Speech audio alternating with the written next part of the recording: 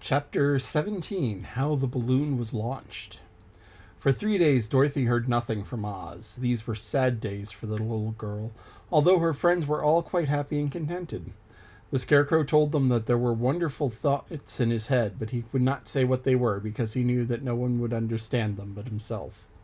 When the Tin Woodsman walked about, he felt his heart rattling around in his breast, and he told Dorothy that he had discovered it to be a kinder and more tender heart than the one that he had owned when he was made of flesh.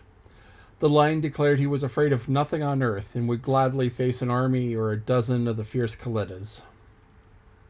Thus each of the little party was satisfied except Dorothy, who longed more than ever to get back to Kansas. On the fourth day, to her great joy, Oz sent for her, and when she entered the throne room he greeted her pleasantly. "Sit down, my dear. I think I've found the way to get you out of this country." "And back to Kansas?" she asked eagerly. "Well, I'm not sure about Kansas," said Oz, "for I haven't the faintest notion which way it lies. But the first thing to do is to cross the desert, and then it should be easy to find your way home." "How can I cross the desert?" she inquired. "Well, I'll tell you what I think," said the little man. "You see, when I came to this country it was in a balloon. You came through the air being carried by a cyclone, so I believe that the best way to get across the desert will be through the air. Now, because it is quite beyond my powers to make a cyclone, but I have been thinking the matter over, and I believe I can make a balloon." "How?" asked Dorothy. "A balloon," said Oz, "is made of silk, which is coated in glue to keep the gas in. I have plenty of silk in the palace, so it will be no trouble to make a balloon. But in all this country there is no gas to fill the balloon with, to make it float." "If it won't float," remarked Dorothy, "it will be of no use to us." "True," answered Oz, "but there's another way to make it float, which is to fill it with hot air.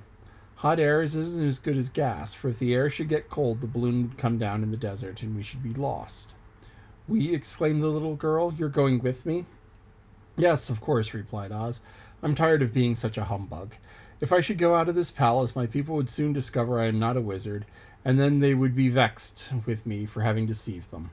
So I have to stay shut up in these rooms all day, and it gets tiresome. I'd much rather go back to Kansas with you and be in a circus again." "I shall be glad to have your company," said Dorothy. "Thank you," he answered. "Now, if you'll help me sew the silk together, we will begin to work on our balloon." So Dorothy took a needle and thread, and as fast as Oz cut the strips of silk into proper shape, the girls sewed them neatly together. First there was a strip of light green silk, then a strip of dark green, then a strip of emerald green, for Oz had a fancy to make the balloon in different shades of the color about them. It took 3 days to sew the strips together, but when it was finished they had a big bag of green silk more than 20 feet long. Then Oz painted it on the inside with a coat of thin glue to make it airtight, after which he announced the balloon was ready. "But we must have a basket to ride in," he said. So he sent the soldier with the green whisker for a big clothes basket, which he fastened with many ropes to the bottom of the balloon.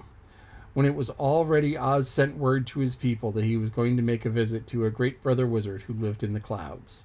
The news spread rapidly throughout the city, and everyone came to see the wonderful sight. Oz ordered the balloon carried out in front of the palace, and the people gazed upon it with much curiosity. The Tin Woodman had chopped a big pile of wood, and now he made a fire of it, and Oz held the bottom of the balloon over the fire so that the hot air that arose from it would be caught in the silken bag. Gradually the balloon swelled out and rose in the air, until finally the basket just touched the ground. Then Oz got into the basket and said to all the people in a loud voice, "I am now going away to make a visit. While I am gone, the Scarecrow will rule over you. I command you to obey him as you would me." The balloon was by this time tugging hard at the rope that held it to the ground, for the air within was hot, and this made it so much lighter in weight than the air without it pulled hard to rise into the sky. "Come, Dorothy," cried the wizard. "Hurry up or the balloon will fly away." "I can't find Toto anywhere," replied Dorothy, who did not wish to leave her little dog behind. Toto had run into the crowd to bark at a kitten, and Dorothy at last found him. She picked him up and ran towards the balloon. She was within a few steps of it, and Oz was holding out his hands to help her into the basket, when crack went the rope, and the balloon rose into the air without her. "Come back," she screamed. "I want to go too." "I can't come back, my dear," called Oz from the basket. "Goodbye!" "Goodbye!" shouted everyone, and all eyes were turned upward where the wizard was riding in the basket, rising every moment farther and farther into the sky.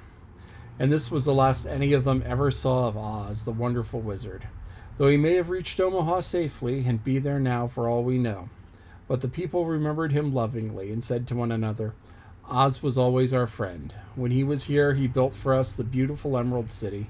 And now he is gone, but he left the wise Scarecrow to rule over us.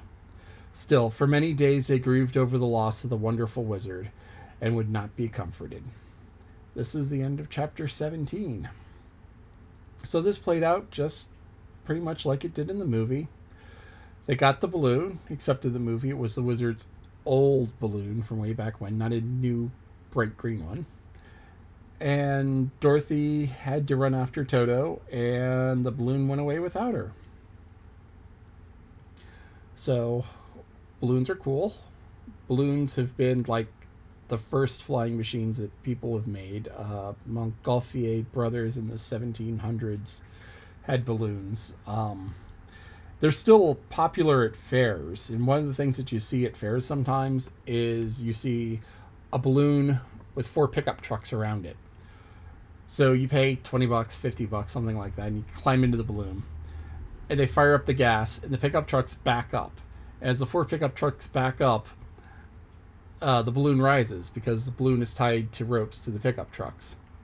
So the pickup trucks all back up together, the balloon goes up, you look above the fair, you look around, you're in the hot air balloon, and the pickup trucks drive away from each other, and the balloon pulls down because the ropes pull down and out. Never been up in a balloon. I've heard it's very peaceful up in balloons because there's like no wind, because the wind blows the balloon and balloons just go where they go.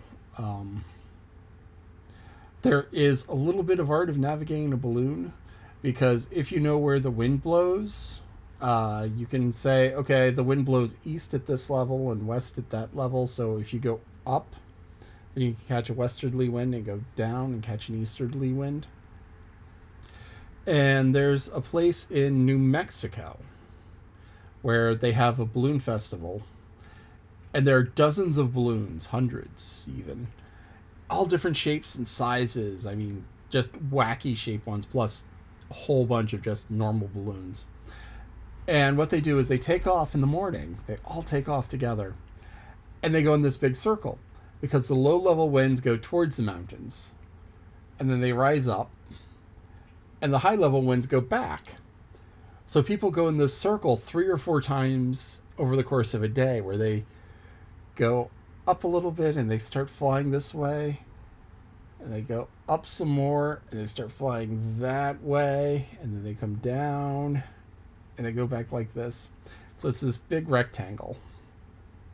Really kind of cool. So the wizard is off, Dorothy's alone, Scarecrow's in charge of Oz. I wonder what's going to happen next.